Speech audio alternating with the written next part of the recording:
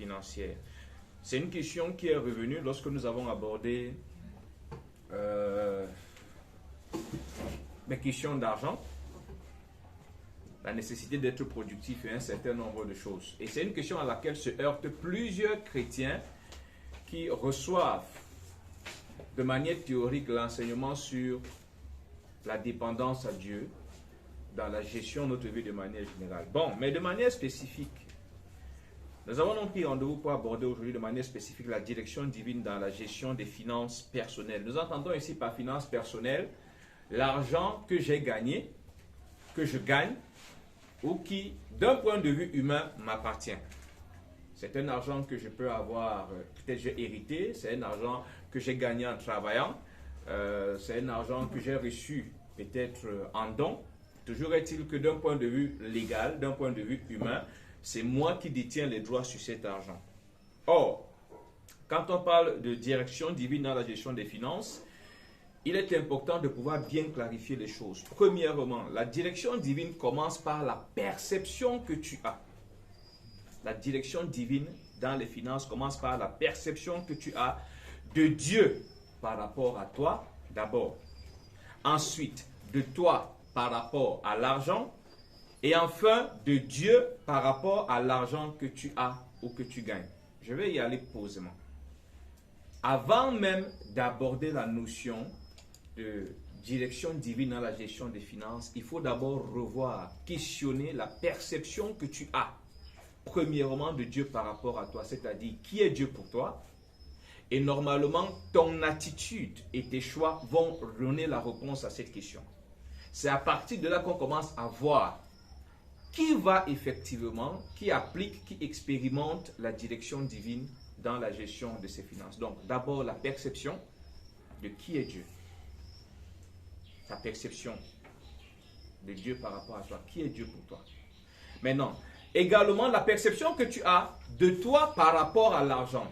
L'argent représente quoi pour toi? Nous en avons parlé, que ce soit à travers l'émission télé, que ce soit à travers d'autres petites publications que j'ai faites, on en a parlé. L'argent représente quoi pour toi? Est-ce que l'argent représente une assurance, une sécurité, un moyen?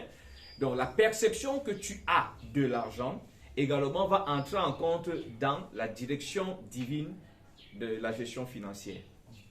La perception que tu as de Dieu par rapport à toi. La perception que tu as de toi par rapport à l'argent. Qu'est-ce qu'il représente pour toi? Maintenant, la perception que tu as de Dieu par rapport à l'argent que tu as ou par rapport à l'argent que tu gagnes. Pour faire simple, cet argent appartient à qui de vous deux? Sincèrement, je n'ai pas dit religieusement, parce que religieusement, tout le monde va dire que son argent appartient à Dieu. Mais sincèrement et effectivement, intimement, l'argent que tu as, l'argent que tu gagnes appartient à qui? Je voudrais quand même nous aider en lisant un verset, 1 Corinthiens chapitre 4 verset 7, nous lisons dans la version du semeur. Car qui te confère une distinction? Qu'as-tu qui ne t'ait été donné? Et puisqu'on t'a tout donné, pourquoi t'inventer comme si tu ne l'avais pas reçu? Pourquoi nous prenons ce verset? Pour rappeler qu'en réalité, il n'y a rien que nous avons qui ne nous ait été donné. Et s'il fallait qu'on se mette vraiment à épiloguer là-dessus, même l'énergie, l'intelligence qui te permettent de produire cet argent dépendent de Dieu. Si donc Dieu ne te donnait pas, si tu veux, la matière première, ce qui te permet de produire de l'argent, tu n'aurais rien. S'il t'enlève la vie, s'il t'enlève la santé, s'il t'enlève l'intelligence, s'il t'enlève la bonne réputation qui fait que les gens te fassent confiance au point de te confier des marchés ou de te confier de l'argent, si t'enlèves tout ça, tu ne pourras pas produire d'argent. Donc, autrement dit, c'est lui le pilier central de toutes les richesses que tu peux produire. Mais normalement, on ne devrait pas avoir besoin de beaucoup développer ça pour quelqu'un qui a compris. On le fait parce que nous sommes dans une génération où la culture du faux semblant est très installée et elle va grandissante. C'est-à-dire qu'on a des gens qui disent une chose, mais qui est le contraire de ce qu'ils ont dans le cœur, le contraire de ce que leurs attitudes manifestent. On l'a vu ici dans les précédentes rencontres qu'on a faites. Donc, la perception que tu as est le point de départ. il faut déjà, pour toi qui es venu ici, parce que tu veux recevoir le message là-dessus, c'est là que tu commences à travailler. Tu commences à faire un check. En réalité, quand j'évalue, Dieu est qui pour moi? De manière réelle. Je n'ai pas dit qu'est-ce que la Bible dit que Dieu est pour moi. Je n'ai pas dit qu'est-ce que les enseignements disent que Dieu est pour moi. C'est, je considère Dieu comme étant qui pour moi? Après tout ce que j'ai entendu, après tout ce que j'ai appris, et à la suite de tout ce que j'ai expérimenté, Dieu est qui pour moi? Et mon attitude, mes choix et mes actions vont le prouver. Ensuite, j'évolue. L'argent représente quoi pour moi? Je n'ai pas dit que, qu'est-ce qu'on a dit dans l'enseignement que l'argent doit représenter? Non, on avait déjà dit, j'ai écouté. On a l'habitude de dire, j'ai écouté.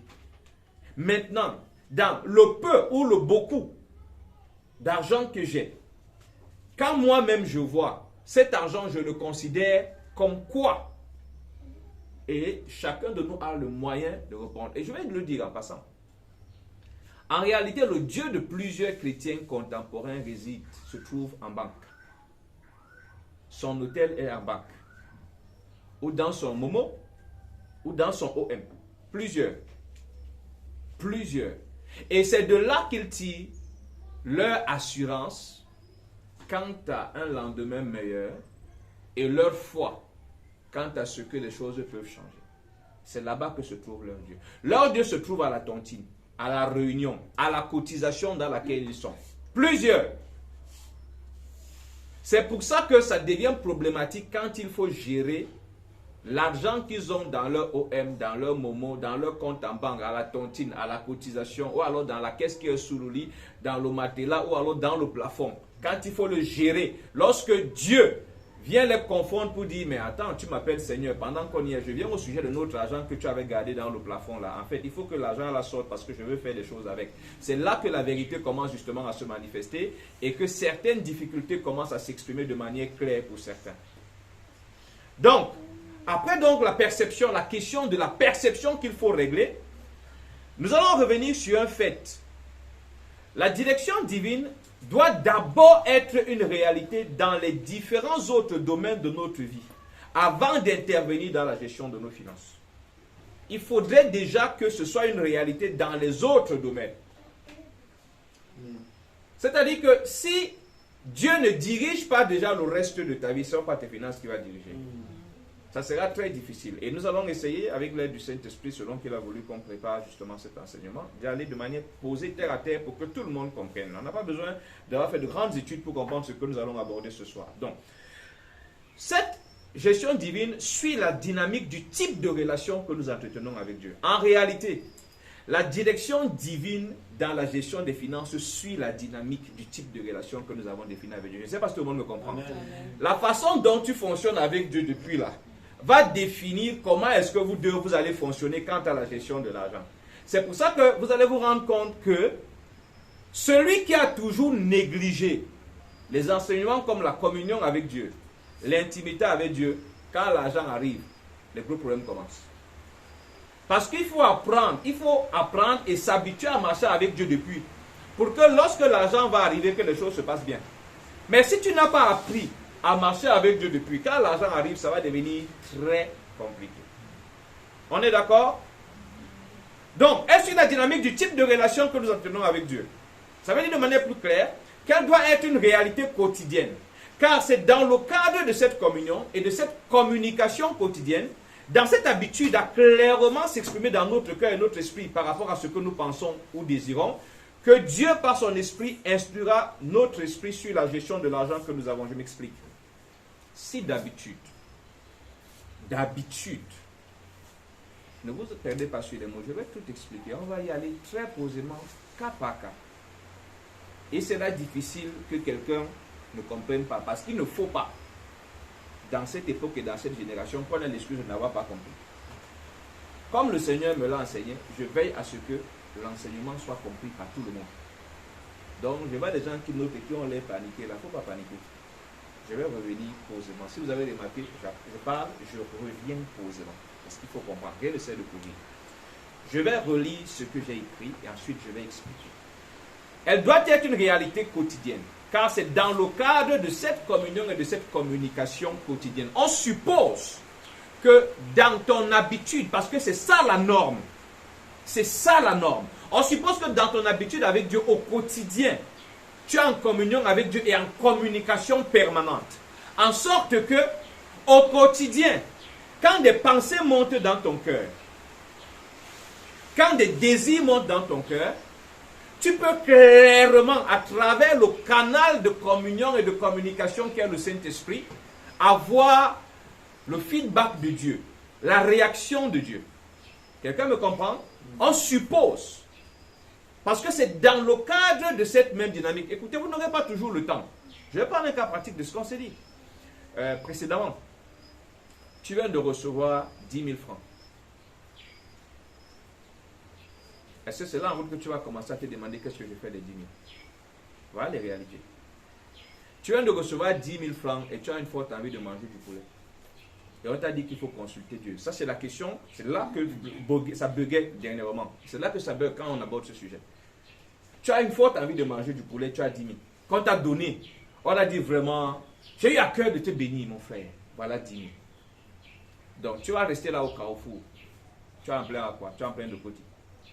Seigneur, qu'est-ce que tu veux que je fasse? En tout temps, quand tu fais Seigneur, qu'est-ce que tu veux? Tu entends Tchor. Seigneur, qu'est-ce que tu veux que je fasse? On a dit qu'il faut demander ta direction. Te voilà en train d'être rattrapé par quelque chose. Par le fait qu'en réalité, tu n'as pas déjà à la base une relation fluide avec Dieu, une communion permanente. Ce n'est pas moi qui ai dit, il a dit, je suis avec vous tous les jours. Et quand vous lisez les Actes des Apôtres, vous voyez ça. Et on va le voir tout à l'heure. On va le voir tout à l'heure. Il y a des cas où tu peux avoir le temps. Parce que tu as un argent qui arrive, tu peux prendre du temps pour aller prier. Mais il y a des cas où tu n'as pas. Il faut réagir. Il faut prendre une décision. C'est là que la communion permanente et la communication avec le Saint-Esprit intervient. On se comprend?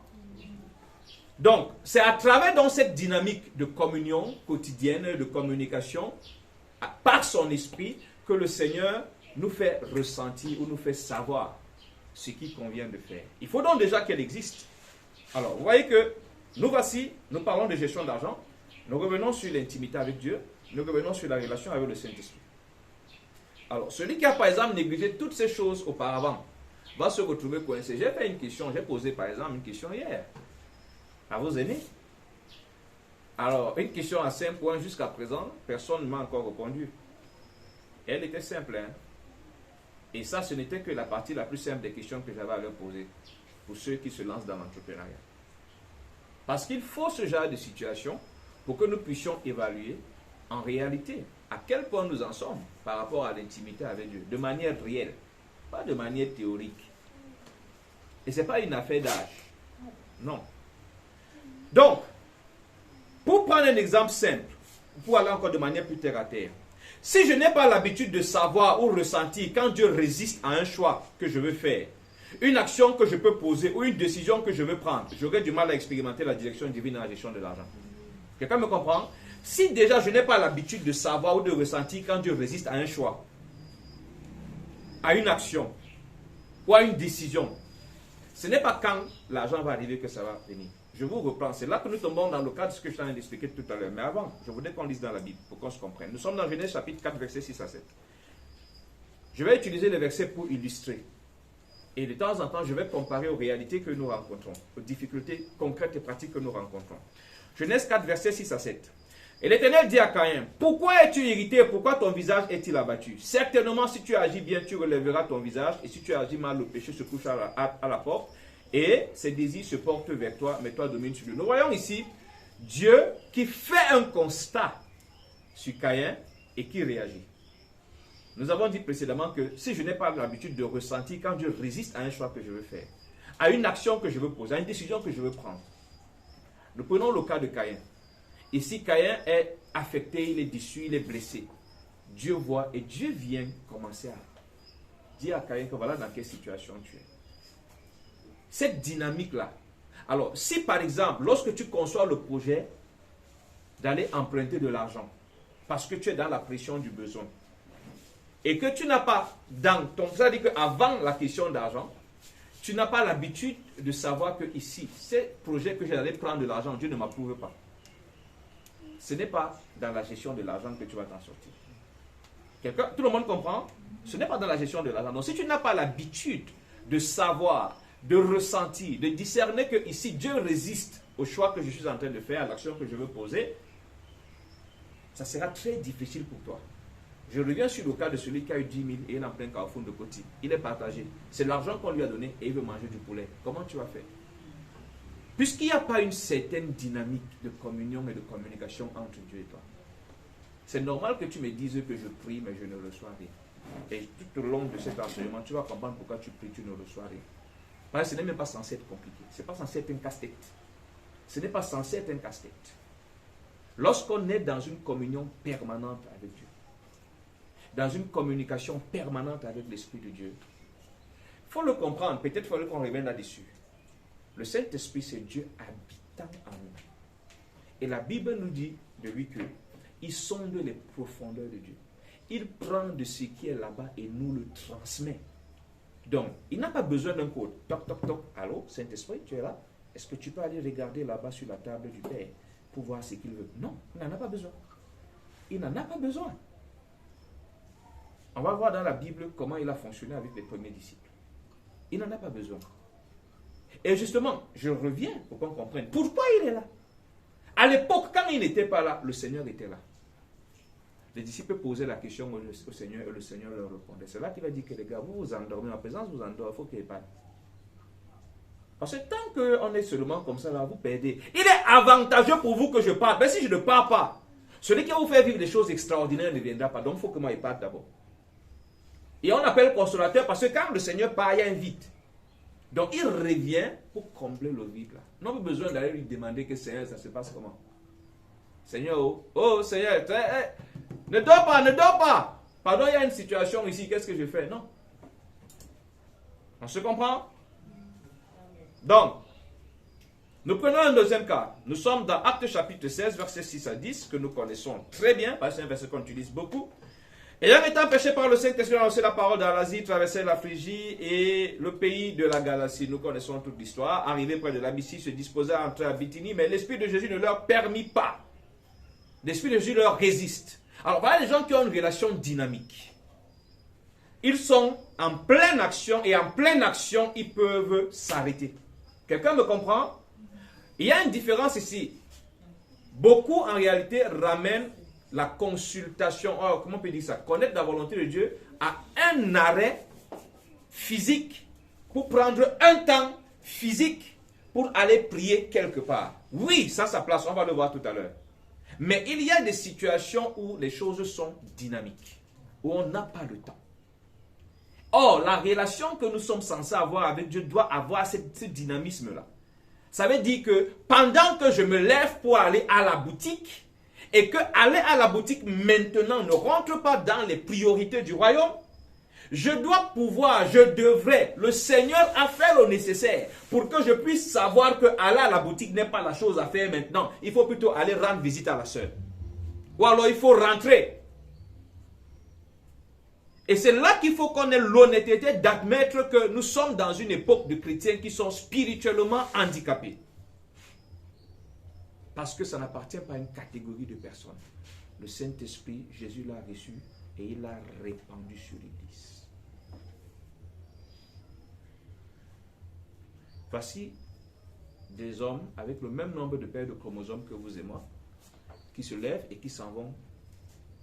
Ils veulent faire quelque chose. Mais là, ce n'est pas là. Dans l'agenda divin, cette chose bonne n'est pas la chose à faire maintenant. Ils peuvent donc savoir en temps réel. Dis avec moi en temps réel. En temps réel. Pas en différé. En temps réel.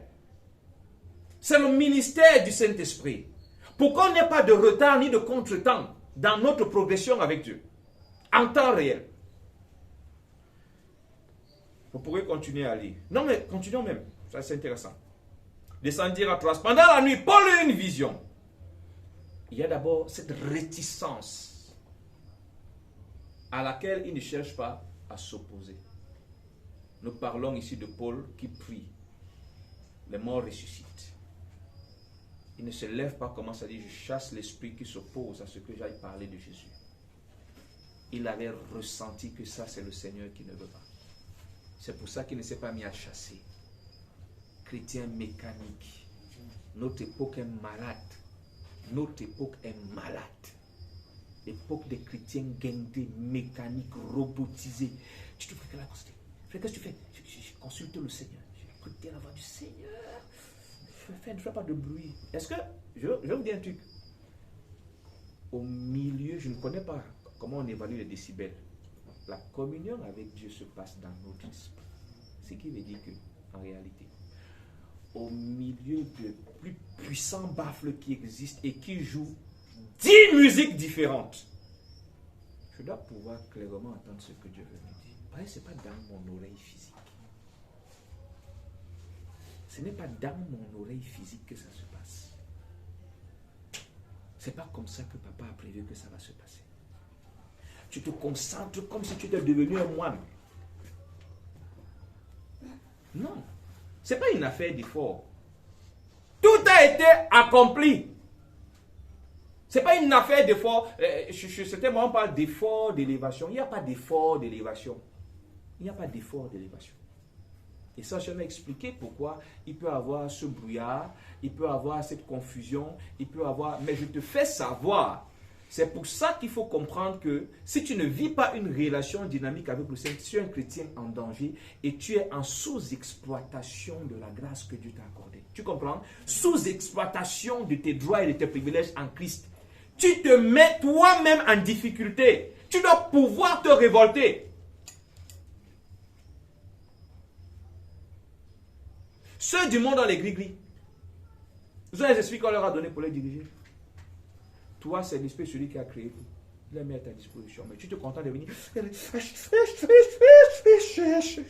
C'est tout.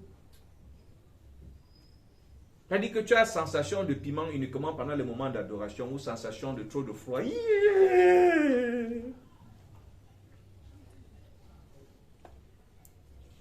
Les gens qui ont les spasmes du Saint-Esprit. Bon, les spasmes d'esprit, je ne vais pas dire c'est les spasmes du Saint-Esprit. Et ce que je dis là, j'aurais même voulu, si j'avais su qu'on aborderait ça, que les élèves soient là. Les amis, nous on a expérimenté ça dans les études, pendant les examens. Dans les études aussi. Tu as expérimenté?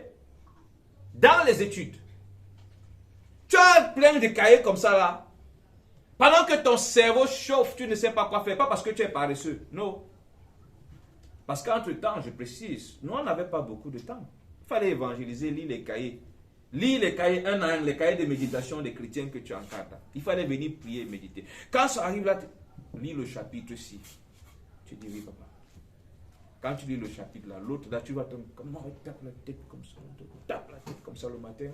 Tu as fini, tu rends grâce le matin, tu viens composer justement net, ça tombe sur les questions que tu avais. Et tu fais, tu n'as pas le temps. Tu es un ambassadeur du royaume. On a pourvu. Tu remplis, parce qu'il faut que tu écrives, et puis tu t'en vas aussi déposer. De toutes les façons, des réponses sont bonnes. Et quand je vois des chrétiens tomber dans la bassesse, j'entends des enfants de Dieu se réjouir. J'ai eu dire ça dans une école. Se réjouir d'avoir eu l'eau. Satan rit. Est-ce que tu sais que quand on est en train d'écrire l'épreuve, le Saint-Esprit va? Non. Est-ce que tu sais que quand celui qui propose l'épreuve pense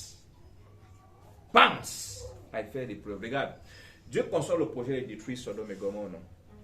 Mais tout de suite, Dieu se rend compte qu'il y a un lien entre Sodome et Gomorrhe et Abraham qui est ici. Donc, par exemple, tu dois faire le BTS. Dieu sait que tu fais le BTS cette année. Parce que tu n'es pas n'importe qui. Il faut peut-être revenir sur l'identité chrétienne. Dieu sait que tu fais le BTS cette année et Dieu connaît celui qui compose l'épreuve du BTS. Et quand le gars commence à penser à sa tête, à balancer les sujets là, Dieu voit. Là, tu penses que ça coûte quoi à Dieu? Hé, Marguerite! Focalise-toi sur ça et ça et ça. Travaille-moi ça bien. C'est tout. Mais si déjà notre foi est si faible, que nous ne savons pas que Dieu peut. Parce qu'en réalité, le principe de la foi, c'est de se dire, Dieu peut. Peu importe, mon Père peut. Il n'a aucune limite d'action. Il n'a aucune limite de pénétration. Aucune! Mais attends, regarde un truc bizarre. Regardez, si le Saint-Esprit peut prendre C'est-à-dire que la fusée, non, on n'a pas encore vu. Si il peut traverser tout ce qu'il y a, il va là où il y a le Père. Prendre ce qui est en lui, venir te communiquer ça au milieu, en plein Niala. En plein village là-bas, peut-être tu es dans la forêt de Hemba à Manja. Ou je ne sais pas comment ça se trouve dans ton village. C'est venir prendre un truc qu'on fait ici à Yaoundé ou à Bafoussa. À Bafoussa, moi, à Yaoundé, on est en train de faire là. Venir déposer dans ton esprit qui va le dépasser. Nous-mêmes, quand même, là, il y a un niveau quand même d'enfantillage, de paresse qu'on a atteint, c'est inquiétant. C'est inquiétant. Donc, ensuite, Paul peut discerner que cette résistance-ci, en réalité, vient du Seigneur. C'est le Seigneur qui ne veut pas. Je veux que tu sortes de là. La misère qui se dégage de toi, et je ne parle pas seulement sur le plan financier, est le fait que tu sous-exploites ce que le Seigneur a mis à ta disposition. Ta vie est une succession de carambolage. Tout pour te carambolage. Il faut des choses. C'est ça qui fait que tu te réveilles. Et c'est vrai, quand tu fais tellement de carambolage, tu es en train d'avoir des bosses partout. Bon, ça, c'est pas une bosse. Ce que j'ai sur moi, c'est carambosse. Ok. Donc, pendant la nuit, Paul a eu une vision. Un Macédonien lui a apparu, lui fit cette prière, passe à Macédoine, secours-nous. Après cette vision de Paul, nous cherchons à nous rendre à Macédoine, concluant. Nous savons. Nous avons compris qu'en fait, papa nous résistait parce que le Dieu pas dans la bonne direction. Et maintenant, il nous a montré la bonne direction. Et nous avons déjà compris. Papa a parlé, résistance, vision, ça suffit, nous avons compris. Nous nous réorientons. Alors, une personne qui a une relation comme cela avec le Seigneur pourra facilement, comme je vous ai conté l'histoire, de l'argent qu'on m'envoie parce qu'il faut régler mes problèmes dentaires. Pendant que je suis en train d'aller prendre cet argent, c'est en route qu'il me dit, cet argent, tu ne vas pas l'utiliser pour des problèmes dentaires. Normal, puisqu'il voyait mes pensées. Moi, quand je ne pas prendre cet argent, ça bouge déjà que, le mal dedans, tant encore. Je vais même chercher des beignets sucrés, je vais manger. Il faut que tu me fasses mal là parce que je m'en vais t'abattre chez le dentiste. Dieu a vu les pensées. Et tout de suite commence à me dire, tu arrêtes cet argent-là, ce n'est pas pour tes dents. Tu vas l'utiliser pour telle autre chose, donc tu m'arrêtes ce projet. Et ça, ce n'est pas parce que je suis trop sain. Non, c'est notre droit à tous. Je viens de vous lire ce qui s'est passé avec les apôtres. Je viens de vous parler de moi. Je ne suis pas à leur époque. Il y a des millénaires qui nous séparent. Ça fait partie de ton droit également. Amen. Si je n'ai pas l'habitude de savoir ou de discerner de façon médiate ou immédiate, médiate, c'est-à-dire qu'à travers quelqu'un, ou immédiate, instantanée ou lente, ce que Dieu veut, j'aurai du mal à expérimenter la direction divine, tant dans la gestion de l'argent que dans tous les autres aspects de ma vie. Je m'explique. C'est-à-dire que si je n'ai pas l'habitude, dans ma marche avec Dieu, de savoir de manière spontanée ce qu'il convient de faire, si je n'ai pas cette habitude, je vais avoir des problèmes dans la gestion de l'argent. Je vais toujours avoir besoin des breaks trop compliqués. Je reviens, tout le monde comprend, ou je peux avancer. Je reviens sur le cas de notre personne qui a eu 10 000 et qui est en côté. C'est son problème. C'est que la personne aimerait bien, mais là elle est coincée. Et maintenant j'ajoute même plus loin. Je change, c'est-à-dire je prends un autre cas de figure. On t'a donné 10 000 francs et tu marches avec quelqu'un. Et tu as faim. Et précédemment, à la réception des 10 000, la personne t'a dit qu'elle avait un problème de 1500. Donc te voilà dans une situation où tu as 10 000 francs, tu as envie de manger du poulet, ou bien tu as faim, tu as ton frère, ta soeur en Christ qui marche avec toi, qui t'a posé un problème de 1500, la Bible te recommande de venir en aide, ainsi de suite. Mais en même temps, tu as appris qu'en réalité, les 10 000 là, dans les enseignements que tu as su avant, peuvent avoir été donnés pour un problème qui va arriver devant, ou alors pour un but, ou alors pour être totalement donné à la sœur. Il faut bien que tu parviennes à savoir ce que tu vas faire des 10 000. Quelqu'un voit un peu la situation? Maintenant, regarde, te voilà. Tu vas dire quoi? Ma soeur, et je prends un exemple simple. En fait, quand on a dit, mais non, tu as dit que ma soeur attend d'abord, elle m'avait consulté Dieu. Tu habites Jacoma. La soeur habite PK8. Donc, la soeur qui a un problème présent de 1500 va attendre que tu aies à Jacoma. Voilà où les gens qui jouent avec les relations avec Dieu sont rattrapés. Donc, depuis qu'on vous parle, depuis quand vous parlez, quand on vous dit de plonger pleinement en Christ et de couler avec Christ, voilà des situations où ça devient complexe. Parce que, je le répète, il y a des situations où il faut prendre des décisions de manière spontanée, c'est-à-dire de manière immédiate. Il faut prendre une décision maintenant. Il faut faire un choix maintenant. Tu n'as pas le temps. Il faut donner une réponse maintenant. Et ça ne doit pas vous scandaliser parce que revenons. Jésus dit aux disciples que quand on va vous amener devant les tribunaux, ne réfléchissez pas non. Le Saint-Esprit va vous dire à l'instant. Mais mon ami, il faut déjà que tu aies pris l'habitude, ou bien que tu aies cette aptitude à discerner la voix du Saint-Esprit, parce que ta peur peut te parler à l'instant, n'est-ce pas? Ton orgueil peut te parler. Tu peux te rappeler que tu as un tonton qui est magistrat. La peur peut t'amener à dire des choses qu'il ne faut pas dire. Mais le Seigneur t'a prévu que ça doit dire. Mais si justement, tu n'as pas pris l'habitude, si cette dynamique avec le Saint-Esprit n'existe pas, au point où tu puisses discerner, savoir que ce qui monte là vient de l'Esprit de Dieu, ça ne vient pas de ma peur, ça ne vient pas de mes émotions, tu feras comment? Nous voyons que même depuis, laissons même d'abord les actes des apôtres, depuis cette parole, nous comprenons que le Seigneur a prévu cette relation avec nous où de manière instantanée, nous devons savoir ce qu'il convient de faire, ce qu'il convient de dire. Je me rappelle, oh là là, il y a une vidéo que je devais faire depuis 2 semaines sur justement le Saint-Esprit, sur cet aspect-là. Donc, si je n'ai pas l'habitude de savoir, de discerner de façon médiate ou immédiate, instantanée ou lente, ce que Dieu veut, j'aurai du mal à expérimenter la gestion divine, tant dans la gestion de l'argent. Je vais prendre d'autres cas de figure. Beaucoup de chrétiens vont avoir le même problème au niveau des opportunités d'emploi.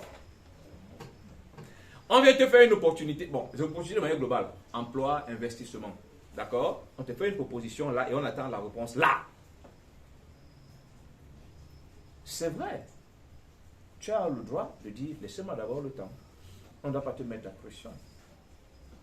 Mais, justement, il y a aussi des moments où on a besoin que tu répondes tout de suite. Face à de telles situations, l'Esprit de Dieu, il y a au moins 3 choses qui peuvent intervenir. La première, c'est vrai que j'anticipe, je n'ai pas encore abordé tout à l'heure. J'ai par exemple une règle de vie que Dieu m'avait imposée, de ne jamais prendre de décision sans le consulter. Donc du coup, d'office, sur la base de cette règle, de ce principe, retiens le mot parce qu'on va revenir là-dessus tout à l'heure. Donc je sais déjà que c'est un principe, c'est une règle dans ma marche avec Dieu, ça fait partie de mon alliance avec Dieu. Je vais dire, messieurs, vraiment c'est intéressant, mais laissez-moi le temps. Il ne veut pas, il laisse, parce que je ne transige pas avec ma relation avec Dieu. D'accord? Maintenant, cette règle n'existe pas, ce principe n'existe pas. L'opportunité est là, il faut que je prenne une décision. Intervient donc cette relation dynamique, cette communion dynamique et permanente avec le Saint-Esprit, à travers laquelle il peut me faire savoir pour l'instant, voilà ce qu'il faut que tu leur dises. Parce qu'il faut que je leur dise ce que le royaume approuve. Je ne dois pas dire une chose que le royaume n'approuve pas. Parce que la vie que je mène est un projet divin. Elle a vocation à accomplir ce que le Père veut, pas ce que je veux. Amen. Amen. Revenons dans la Bible pour illustrer un peu de quoi nous parlons. Nous sommes dans Acte 8, verset 29. Précédemment, l'ange va dire à Philippe d'aller quelque part. Maintenant, quand Philippe s'approche du char, l'Esprit dit à Philippe, avance et approche-toi de ce char. Ça, c'est une directive instantanée. Une orientation instantanée. Ok, vraiment, peut-être dans une vision, tu as reçu que tu dois arriver à Bouddha. Tu pries, tu sais seulement que tu dois arriver à Bouddha. Tu ne sais pas ce que tu vas faire une fois à Bouddha. Te voilà arrivé à Bouddha. Tu es sorti net, tu as atterri à Bouddha Centre, tu es sorti du bus. Avec ton sac, tu ne connais personne. Tu pars avec quel côté? Tu vas dire aux gens, s'il vous plaît, est-ce qu'il y a une église ici? Et j'ai souvent dit aux gens qui disent qu'ils vont chercher Dieu dans un bâtiment là, qu'il faut vraiment qu'on arrête. Tu vas dire aux gens, est-ce qu'il y a une église ici? Pourquoi? Parce que je vais aller chercher Dieu. J'ai du mal à le localiser, je ne le trouve pas dans mon GPS. Est-ce qu'il y a une église par là où je peux aller le chercher? Il faut que tu prennes une décision. Alors, voilà par exemple, Philippe est orienté sur un chemin. Et quand il arrive, ce qu'il faut poser comme action, il le sait. Approche! Avance et approche-toi de ce char. Deuxième cas de figure, Acte chapitre 9, verset 10 à 12. Or, il y avait à Damas un disciple nommé Ananias. Le Seigneur lui dit dans une vision. Ananias, il répondit, me voici Seigneur. Le Seigneur lui dit, lève-toi, va dans la rue qu'on appelle la droite et cherche dans la maison de Judas un nommé Saul de Tarse. Car il prit, il a vu en vision un homme du nom d'Anania qui entrait et qui lui imposait les mains afin qu'il recouvrât la vue.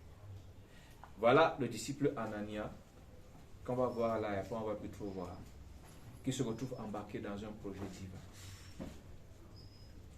Le Seigneur peut lui parler et je vais rappeler, parce qu'on l'a déjà enseigné, Dieu nous a appelés à la communion avec lui. Le Seigneur ne nous a pas sauvés pour que nous ayons une relation à distance avec lui, non. Déjà que nous avons même été créés pour rester en communion permanente avec Dieu. C'est le péché qui est venu briser. Christ est venu pour recréer le pont.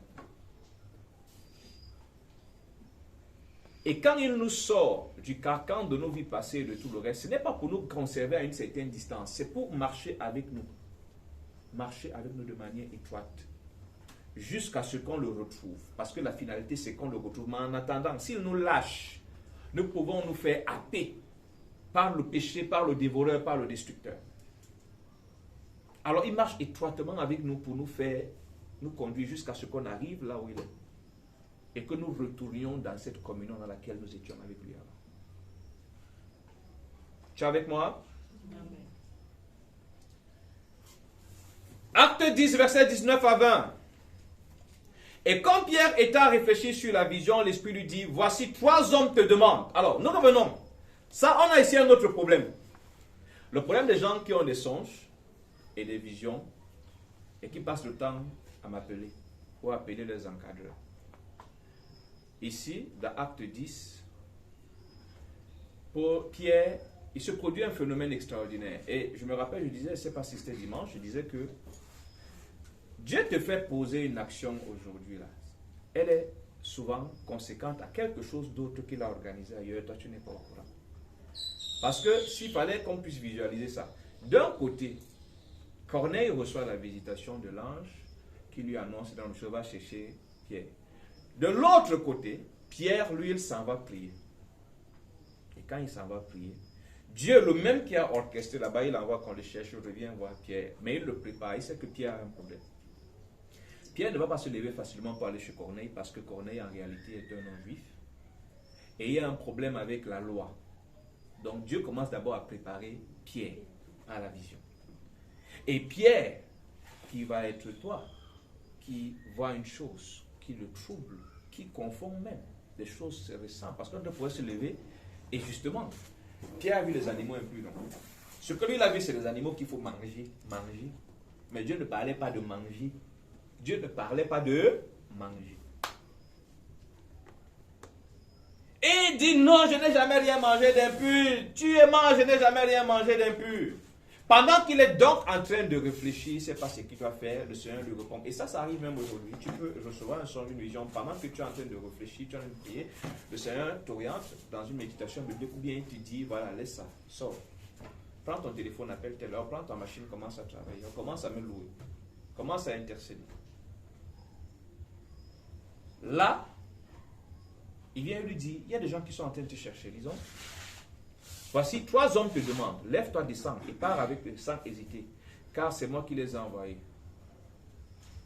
Il pouvait également vivre ce qui s'est passé avec le prophète Balaam dans la Bible, où il pouvait dire, les gars, laissez-moi d'abord, je m'avais consulté. Parce que tu peux avoir ce temps, tout comme tu n'as pas ce temps. Il faut prendre une décision, ils sont devant la porte. Il faut savoir quoi faire. Peut-être qu'on leur a dit, revenez avant 18h. Quelqu'un me comprend? On peut avancer? On peut avancer? Donc, si je n'ai pas appris à discerner de manière précise les valeurs, principes et règles définies par Dieu pour ma vie, il me sera difficile de savoir comment il veut que je gère l'argent qu'il me permet d'avoir. Ici, nous quittons le cas des choix instantanés. Nous prenons le cas des règles et des principes. J'étais en train de le dire tout à l'heure, quand je disais de souligner le mot principe. Si je ne suis pas quelqu'un qui, à force de communier avec Dieu à travers la méditation biblique, à travers peut-être les expériences, les situations par lesquelles je passe, je n'ai pas appris à discerner, à comprendre à travers ces choses ce que Dieu veut que je suive comme principe, comme règle, il me sera difficile de connaître les règles et les principes que Dieu attend de moi par rapport à la gestion de l'argent. Ça sera très difficile. Donc vous voyez que c'est pour ça qu'on a dit au début, on a fait de détailler simplement ce qu'on a dit au début, que la direction divine de l'action financière suit la dynamique du type de relation que nous avons développé avec Dieu depuis le départ. Et je veux croire que ça répond, à vous commencer à avoir des réponses à vos questions, à vos préoccupations. Quel type de relation tu as développé avec Dieu? Donc, si je n'ai pas déjà l'habitude de savoir que, en ce qui concerne, par exemple, mon vestimentaire, voilà les principes de Dieu. Et je le sais avec une assurance ferme. En ce qui concerne mes relations familiales, voilà les principes de Dieu. En ce qui concerne telle chose, voilà comment Dieu veut que je fasse. Et c'est pour ça que je veux convoquer à nouveau ici Éphésiens 5, 17, que je vais relire dans la version du français courant. Ne soyez donc pas déraisonnables, mais efforcez-vous de comprendre ce que le Seigneur attend de nous. La volonté de Dieu n'est pas que nous marchions comme des moutons, comme des insensés, comme des écervelés, comme des petits robots, comme des automates. Nous devons marcher en homme averti. Donc, si je n'ai pas déjà cette habitude, ça ne sera pas le cas. Je dois par exemple savoir que, non, en matière de gestion financière, voilà quelles sont les valeurs, les règles et les principes qui régissent ma gestion financière. Que mon capital financier, mon pouvoir financier soit de 100 francs, de 100 000, de 100 millions ou d'1 milliard. Mais, avant ça, est-ce que je connais déjà quelles sont les règles, les valeurs et les principes de Dieu pour les autres aspects de ma vie? Vous voyez qu'on revient encore là-dessus. On voit encore une corrélation. Si nous n'avons pas l'habitude de désirer sincèrement et de façon déterminée le conseil, la direction de Dieu sur notre vie, nous pourrons aisément demander, je veux dire, si nous avons pris l'habitude de désirer de manière sincère et déterminée le conseil et la direction de Dieu, pour les autres aspects de notre vie, nous pouvons aisément demander et recevoir de lui la direction par rapport à un argent que nous allons recevoir. Mais il faut que j'ai pris cette habitude. Il faut que je sois quelqu'un qui ne fait pas les choses parce que la religion demande de le faire. Je ne sais pas si je me fais comprendre. C'est-à-dire que pour faire simple, pour faire renversant, celui qui n'a pas pris l'habitude de consulter Dieu avant de prendre une décision, et de consulter Dieu de manière sincère, ça veut dire qu'il va sincèrement parce que vraiment il attend la réponse de Dieu. Et déterminé, c'est-à-dire que tant qu'il n'a pas la réponse de Dieu, il ne bouge pas. Celui qui n'a pas cette habitude-là, ce n'est pas avec l'argent qu'il va commencer. Ça sera très difficile. Parce que si avant l'argent, on sait combien l'argent met la pression, quand tu pries une fois, ça ne vient pas, tu te lèves, toi tu peux faire. C'est l'argent. Puisque nous savons que voilà comment l'argent, ça se passe souvent, nous le savons tous. Quand l'argent est là, tous les problèmes montent ici et tous les besoins. Tu vas être tranquille. Chaque chose maintenant devient un problème. Tu regardes ta tablette quand tu dis, hey, je vais même changer la pochette de ma tablette. Quand tu veux sortir l'ampoule scintille, je vais même changer l'ampoule. Tu veux te brosser les dents, hey, je vais même renouveler ma brosse à dents. C'est tout ça là. Alors, si tu n'as pas pris l'habitude de pouvoir rester calme devant Dieu, ne pas laisser la pression te faire prendre des décisions précipitées sur les autres questions, les autres aspects de ta vie, est-ce que c'est avec l'argent qui te met la pression? Les besoins mettent la pression. Les sollicitations mettent la pression. Est-ce que c'est là? Donc, si tu veux t'en sortir dans la gestion financière avec Dieu, en accord avec Dieu, commence déjà à bien construire, à bien travailler ta relation avec Dieu. Ton intimité avec Dieu. Je ne vais pas m'arrêter là. Je voudrais qu'on fasse quelque chose. Je voudrais qu'on dise. Il y a quelqu'un qui m'a beaucoup intéressé dans la Bible. Peut-être pour ceux qui n'ont pas compris ce point, je vais ajouter un autre élément. Si je n'ai pas pris l'habitude de consulter Dieu de manière sincère avant sur les autres questions, c'est pas sur l'argent. Je voudrais que nous lisions ce nombre de versets bibliques. Nous commençons par 1 Samuel chapitre 23, versets 1 à 2. Nous allons lire dans la version du français courant. Un jour, quelqu'un informa David que les Philistins assiégeaient la ville de Keïla et pillaient les réserves de céréales. David consulta le Seigneur. Dois-je aller attaquer les Philistins? Amen. David le roi, il a une armée. Il a son mandat. C'est pourquoi il est là. Il consulte le Seigneur. Dois-je aller attaquer ces Philistins? Demanda-t-il. Va les attaquer, répondit le Seigneur. Tu délivreras ainsi Keïla. 1 Samuel chapitre 23 verset 1 à 2. Mais à la maison, tu vas lire 1 Samuel 38, 2 Samuel 2, 1 et puis 2 Samuel 5, 23. Je reprends. Là, je viens de lire 1 Samuel 23, 1 à 2. C'est 2 Samuel 23. Pardon? 1 Samuel 23, je pense que c'est un peu. Tu notes. Il n'y a pas de 1 Samuel 23. Ah bon? Attends, je prends mes notes. Tu notes 1 Samuel 38, 2 Samuel 2, 1 et puis 2 Samuel 5, 23. Tu vas lire à la maison, posément. Il y a une chose qu'on va constater de manière régulière dans les habitudes de David. David, malgré sa posture de roi, malgré tout ce qu'il avait à sa disposition, est un homme qui prend quand même la peine de consulter Dieu avant. Il consulte Dieu avant d'agir.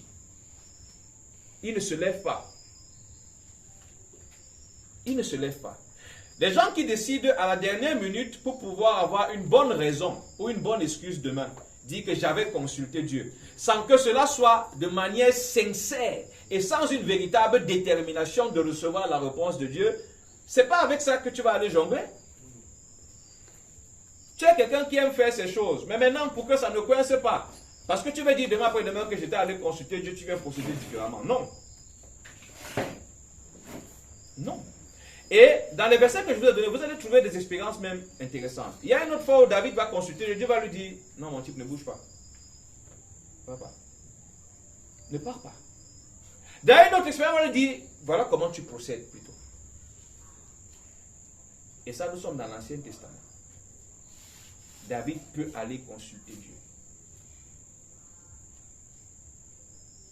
L'un des problèmes de notre époque, c'est cette indépendance qu'on a commencé à cultiver vis-à-vis de Dieu. On est devenu trop savant, trop fort. On maîtrise les urgences plus que Dieu. On maîtrise les enjeux plus que Dieu. Ça veut dire que nous, on est sur terre ici, on ne sait même pas de quoi demain sera fait. Mais on maîtrise plus que celui qui peut dire, celui qui connaît notre 50e génération fois l'infini là-bas. Luc chapitre 6, versets 12 à 13. Luc 6, 12 à 13. Que nous dit la parole de Dieu?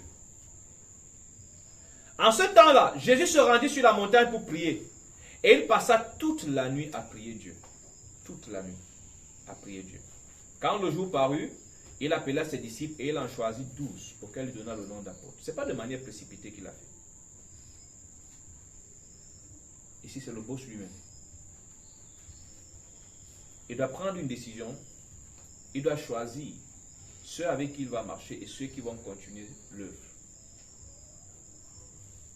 Il passe toute la nuit à prier. Alors, celui qui a cette habitude, il y a ce cantique, je l'aime bien. S'il nous voit vrais et sincères, il voit. Le Seigneur connaît ceux qui le cherchent. Et le Seigneur connaît ceux qui veulent surfer dans son cerveau, si on peut dire ça. Il connaît les jongleurs. Et ceux qui cherchent Dieu de manière sincère, ils se laissent trouver par. On en a déjà parlé. Ils se laissent trouver. Ceux dont le cœur vibre dans la logique de quoi que tu demandes à mon cœur de faire aujourd'hui, pour qui ce n'est pas seulement un chant.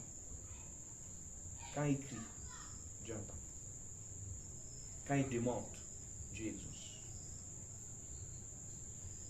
La direction divine dans la gestion de tes finances tient compte des passes dans lesquelles tu évolues déjà avec Dieu, dans ton intimité avec lui. Amen. Amen. On va essayer. Si je m'arrête là, ça ira pour tout le monde, non? On peut s'arrêter là? Ok, on va s'arrêter là. Avant On va prendre un petit moment pour les questions et les réponses, mais avant cela, nous allons prier.